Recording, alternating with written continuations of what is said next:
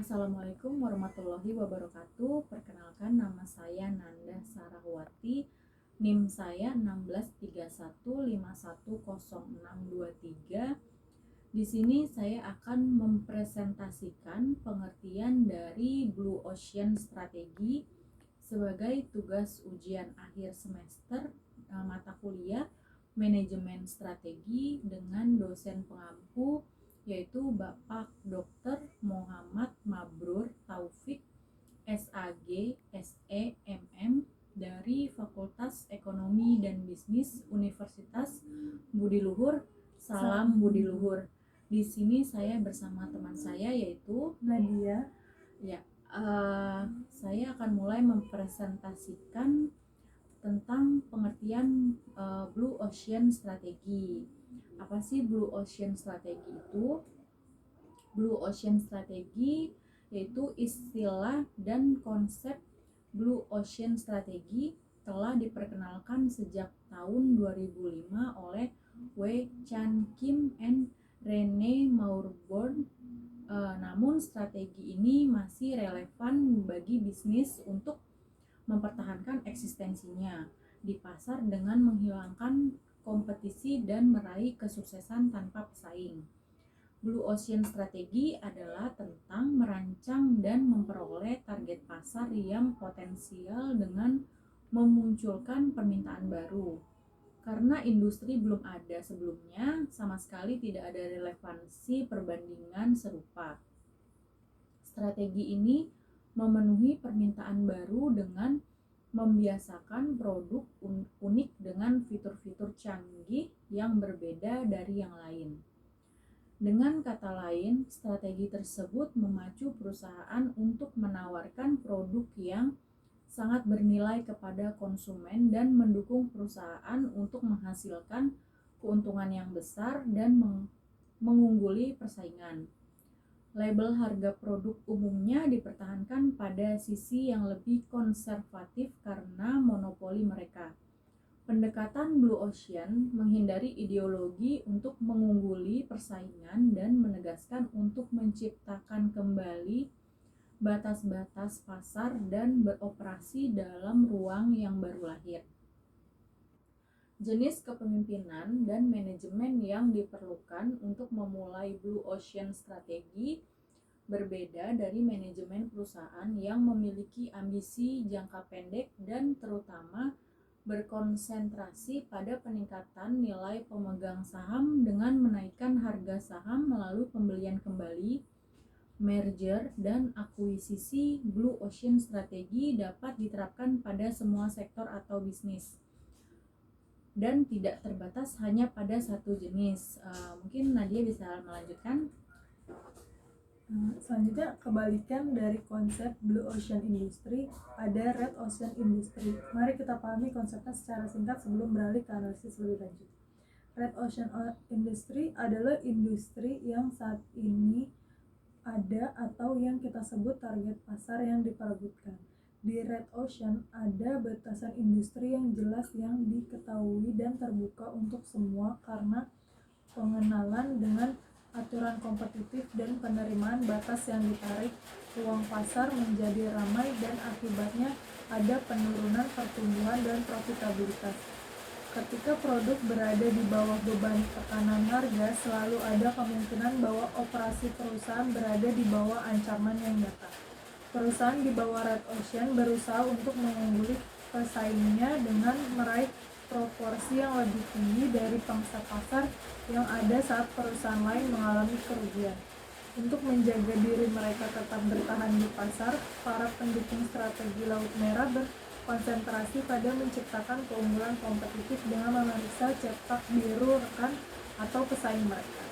Ruang pasar yang jenuh seperti itu membuka jalan bagi persaingan tidak sehat yang berakhir sebagai lautan yang penuh dengan saingan yang memperebutkan kumpulan keuntungan yang semakin menipis.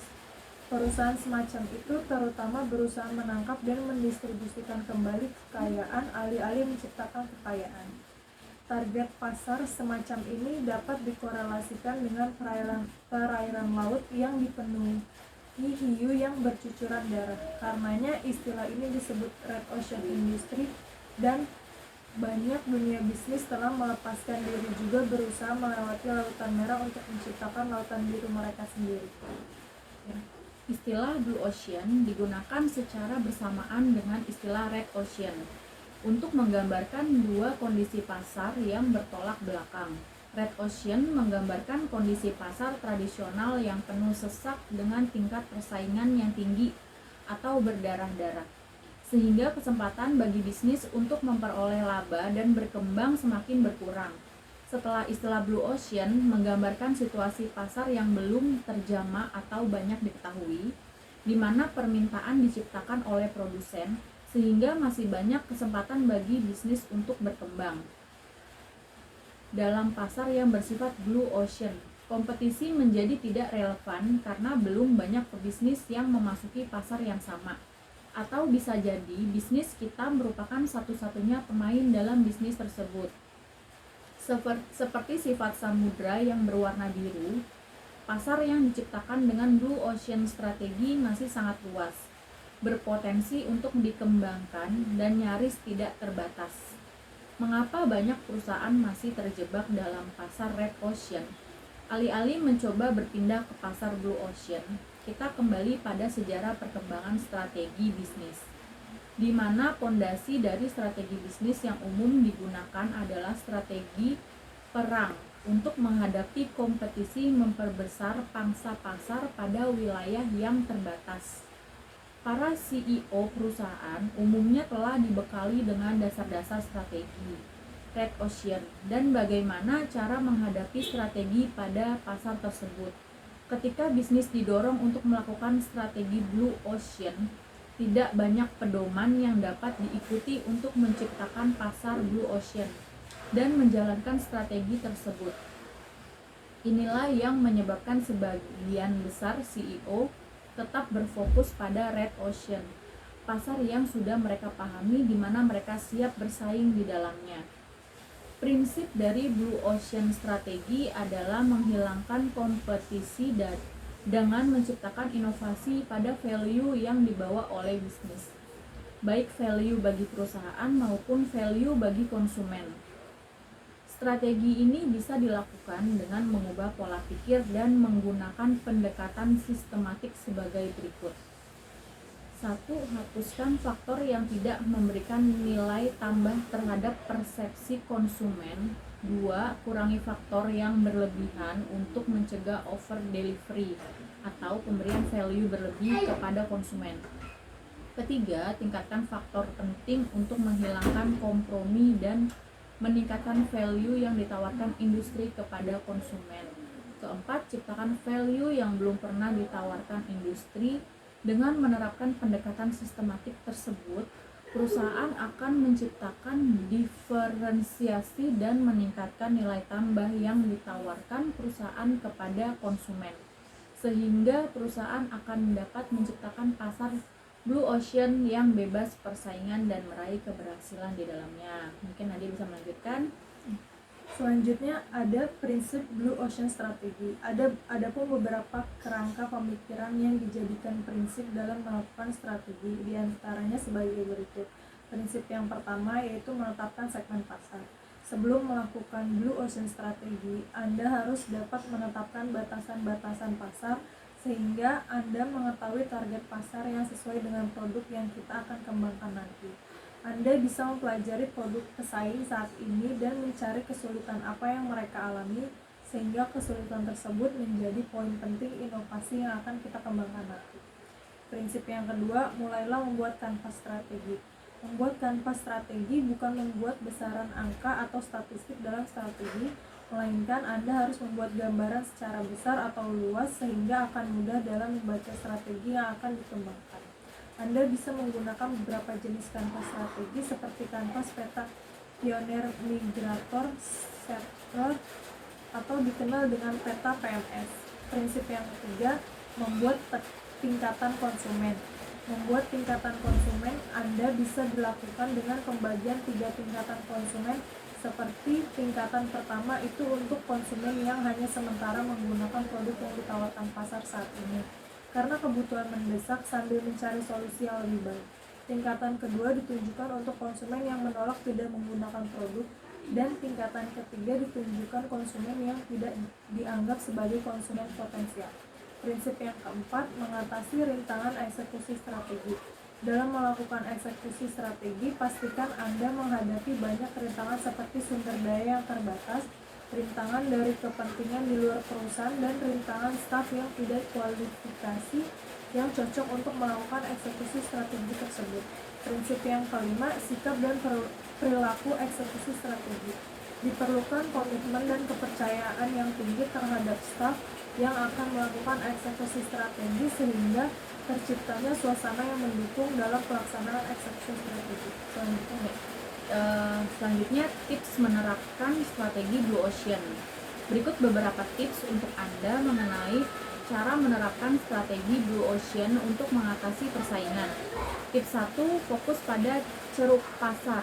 Anda perlu menciptakan ceruk pasar baru yang tidak pernah terpikir oleh pesaing, seperti contohnya dengan mengangkat hobi yang Anda miliki menjadi sebuah peluang yang cukup potensial. Misalnya Anda memiliki hobi otomotif dan memiliki bisnis kafe, maka Anda bisa menghadirkan konsep unik seperti terdapat koleksi mobil tua.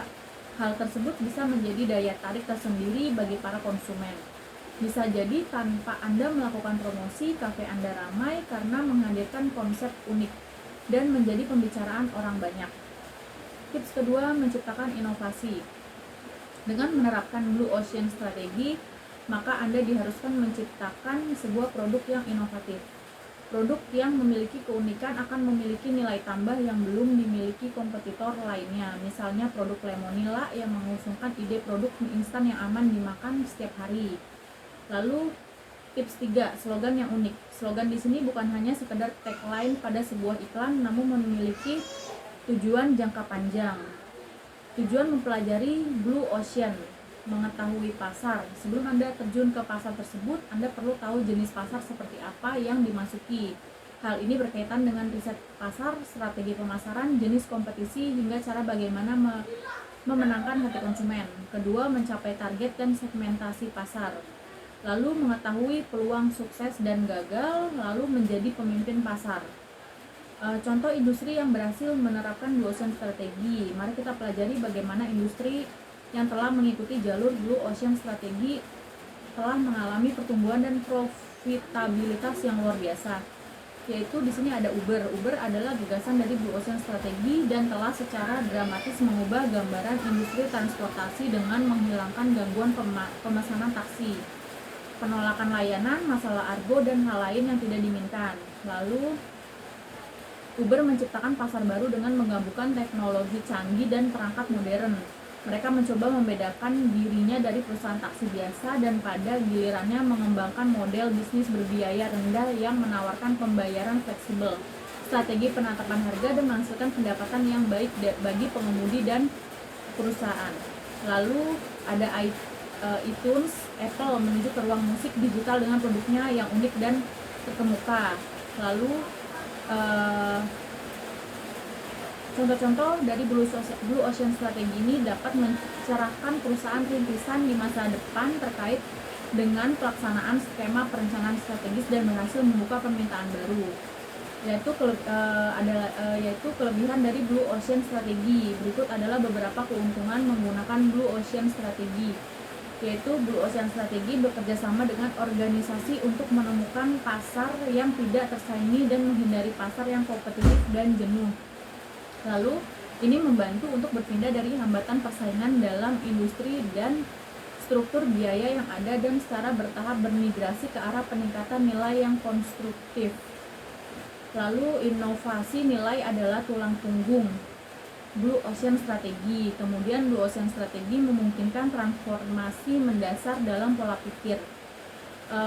Kemudian ada kekurangan Blue Ocean strategi. Cukup sulit untuk menemukan ide-ide futuristik dan mengidentifikasi pasar kolosal dan yang belum tersentuh. Lalu menominasikan Blue Ocean strategi yang terartikulasi adalah hasil dari proses penelitian yang diperhitungkan dan terperinci yang didukung oleh analisis ekstensif. Lalu menjelajah ke pasar pada fase awal disertai dengan beban resiko. Lalu ada produksi pasar baru tidak pernah mudah karena organisasi harus cerdas dan jelas mengenai basis pelanggannya dan cara untuk memberikan pendidikan tentang ide-ide baru. Demikian pengertian dari Blue Ocean Strategi. Terima kasih. Wassalamualaikum warahmatullahi wabarakatuh. Salam budi luhur.